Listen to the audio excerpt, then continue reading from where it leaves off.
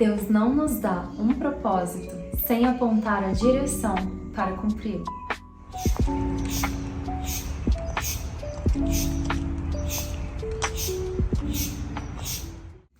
Você sabe qual é o seu propósito nessa Terra? Diante de todo esse universo, diante das estrelas, dos planetas, do cantar dos pássaros, do mar, de tudo que você conhece e do que você não conhece.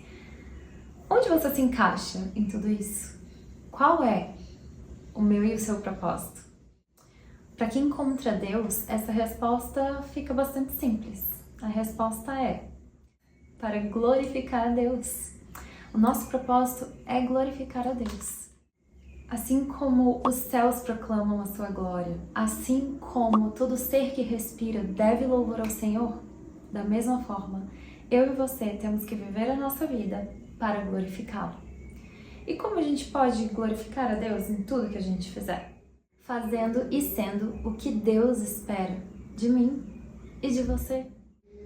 Esse é o ponto do livro Disciplinas Espirituais para a Vida Cristã, de Donald S. Whitney.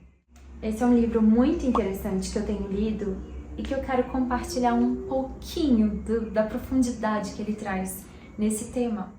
Quem recebe o Espírito Santo por meio da fé em Jesus, no trabalho, nas ações e na pessoa de Jesus, tem necessidade de viver drásticas mudanças na vida. Os velhos hábitos, a velha vida já não serve mais, ela não se encaixa mais. Ela não faz mais sentido e a gente não consegue encontrar nela propósito. Exatamente porque a velha vida talvez não glorificasse a Deus. E a gente precisa agora dar um passo adiante. O passo de fazer as coisas para a glória de Deus. Mesmo com essa nova necessidade, por conta do habitar do Espírito Santo em nós, a santidade não vem automaticamente. Ela é fruto de um esforço. Depois da porta estreita, é o caminho que leva à santidade. E é essa porta que nós devemos abrir e é o caminho que nós devemos trilhar. Então, para alcançar essa santidade, é necessário esforço e disciplina. Agora imagine uma criança que está olhando pela janela, vendo seus amigos jogarem futebol lá embaixo, ou brincando, correndo, e tudo que essa criança mais queria era brincar também com os amigos. No entanto, está na hora de a criança praticar as escalas de violão. Estuda música e precisa praticar as escalas de violão. E esse exercício parece tão chato para essa criança, tão chato. Ela preferiria estar lá correndo, brincando com os amigos. Por que ela precisa praticar a escala do violão? E para responder essa pergunta, um anjo surge no meio da sala. Imagine a cena, a criança espantada com um anjo no meio da sua sala. E o anjo pega a criança e leva para uma visão em que essa criança vê um super rockstar, um guitarrista tocando sublimemente a guitarra de forma tão natural e tão bonita. E o anjo aponta para esse rockstar e fala: tá vendo? Aquele ali é você no futuro. Só que para você chegar lá, você precisa praticar a bendita escala. E aí toda essa visão desaparece e a criança está ali de frente com o violão. Com certeza, depois dessa visão, depois de saber o que ela precisa fazer e onde ela vai chegar, o exercício vai se tornar mais fácil para ela. Porque agora ela sabe o alvo que ela quer atingir. A escala, o exercício de escala vai se tornar uma coisa prazerosa e gostosa para ela, porque ela sabe o que ela quer alcançar a partir dessa visão. Da mesma forma, são as disciplinas espirituais. Você precisa saber onde você quer chegar para oração, para a leitura da Bíblia, para o jejum fazer algum sentido.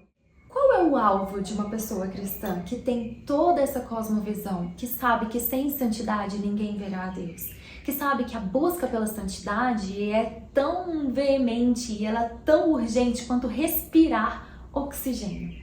Para essa pessoa, a resposta está lá na Bíblia. E essa resposta é: nós vamos e temos de ser parecidos com Jesus.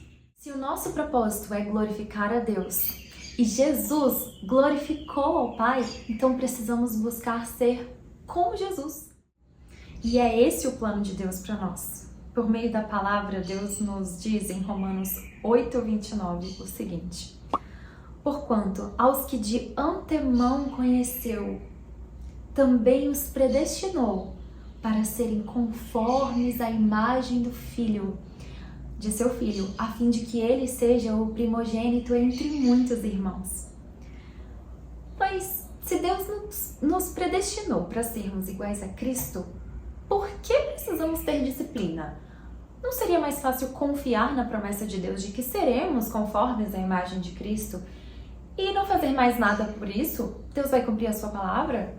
O que eu preciso fazer, talvez, para participar da ação de Deus? Não é melhor confiar que Deus um dia vai me fazer parecida com Cristo? Mas, minha irmã, não é assim que Deus quer que nós pensemos. Deus espera de nós a responsabilidade. Ele nos chama para viver em responsabilidade. E Ele nos chama para nos esforçarmos. Ele nos chama à disciplina. Jesus mesmo espera que nós sejamos como Ele. Deus espera isso de nós. Claro, Jesus é muito mais do que só um exemplo, mas nós não podemos negar. Ele é o exemplo perfeito que nós devemos seguir. Se amamos a Deus sobre todas as coisas, também nascerá em nossos corações a vontade de cumprir a vontade dele, assim como Jesus cumpriu e como Jesus nos ensina em sua palavra também. A gente não deve esperar passivamente pela santidade, como se fosse algo que no futuro Deus há de me dar. Na verdade, devemos viver em santidade hoje. A pessoa que tem o Espírito Santo deve ansiar por Deus. Ela deve ansiar por essa santidade. Por quê? Sem santidade ninguém verá a Deus. Então é urgente sermos santos, é urgente buscar a santidade. Porque eu quero ver a Deus, a minha alma anseia por isso. E eu espero que a sua também, por meio da ação do Espírito Santo em você. Santidade, então, é algo que eu posso fazer com relação a Deus? Eu vou cumprir o meu propósito glorificando a Deus e buscando santidade a partir do que eu posso fazer? Não, minha irmã. Infelizmente, porque eu gostaria muito de ter a capacidade de agradar a Deus perfeitamente. Mas nós somos seres caídos. Nós não temos essa capacidade. Então nada do que eu e você possamos fazer vai de fato agradar a Deus, porque nós quebramos a lei de Deus. Nós quebramos ontem, nós quebramos hoje. Nós vamos continuar quebrando, infelizmente. Mesmo que a gente, na busca pela santidade, a gente se proponha a não quebrá-la, mas a gente vai quebrar, porque o nosso ser é caído. E a nossa esperança não reside em nós mesmos. A nossa esperança reside em Jesus, que é o único que tem crédito diante do Pai. É o único que agrada ao Pai completamente. É o único que viveu em perfeita santidade por mim e por você. Claro que isso não nos dá uma carta branca para nós pecarmos e não sermos santos, muito pelo contrário. Aquele que tem o Espírito Santo quer a santidade. Mas exatamente por Jesus ser o único que é capaz de agradar a Deus, o único que é santo perfeitamente, exatamente por isso que Ele comprou o nosso direito. Ele nos deu direito a ter um relacionamento com Deus. E é só por causa disso que eu e você somos chamadas filhas de Deus, entende? E é só por meio dele que eu e você podemos ser aceitas por Deus, mesmo tendo infringido a lei de Deus. E por causa disso nos desqualificado completamente para até ter um relacionamento com Deus. Só pela graça e pela fé no sacrifício de Jesus, o único que tem crédito diante do Pai, que eu e você podemos ter um relacionamento com Deus e podemos receber o Espírito Santo para habitar em nós. E termos essa esperança de louvá-lo eternamente, cantando Santo, Santo, Santo. Dentro da soberania de Deus, em que nada sai do seu controle, não é mesmo? Ele me ordena a me disciplinar. Ele me ordena a ter disciplina com as coisas espirituais e fazer aquilo que o Espírito Santo coloca no meu coração.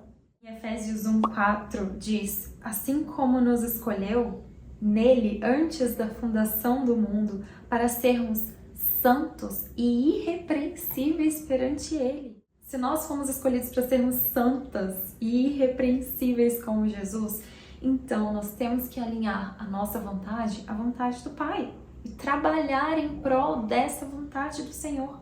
A predestinação não exclui a responsabilidade e a necessidade de trabalhar pela santidade, porque Deus nos ordena a obedecer. E obedece quem recebeu o Espírito Santo, quem tem o temor do Senhor e entende a sua responsabilidade diante de Deus. É muito louco pensar que Jesus orou por mim, mas ele orou por você. Jesus, na oração sacerdotal em João 17, ele orou por você. Ele diz: santifica-os na verdade, a tua palavra é a verdade. João 17:17.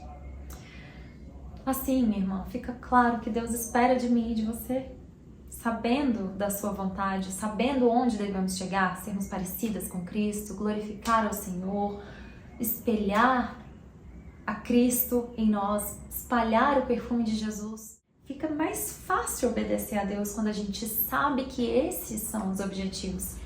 Esse é o objetivo da vida, certo? Se a gente focar nisso, a gente vai estar cumprindo a vontade de Deus. É claro que não perfeitamente como Jesus, mas trabalhando para um dia sermos perfeitos como Jesus é perfeito. E, bom, eu lendo esse livro, eu não consigo não compartilhar esses pensamentos tão profundos. Eu precisava vir aqui e falar para você que tá ali do outro lado falando comigo sobre tudo isso que eu tô aprendendo e caminhar junto. É isso que eu quero. Espalhar a vontade de Jesus, espalhar a vontade de Deus, espalhar a palavra do Senhor e fazer o que Ele espera de mim.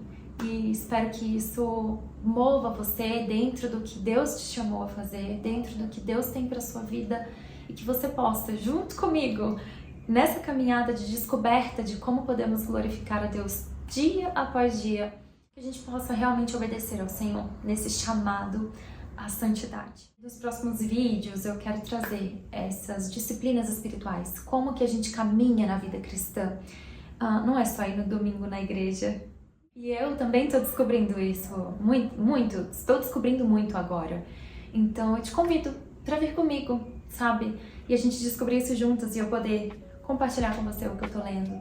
Vai ser um grande prazer da minha vida, da minha alma. É isso. Esse é o propósito desse vídeo. Qual o propósito desse vídeo? O propósito desse vídeo, minha irmã, é glorificar a Deus. Então é isso. Espero que você tenha gostado. Um grande beijo e até o próximo.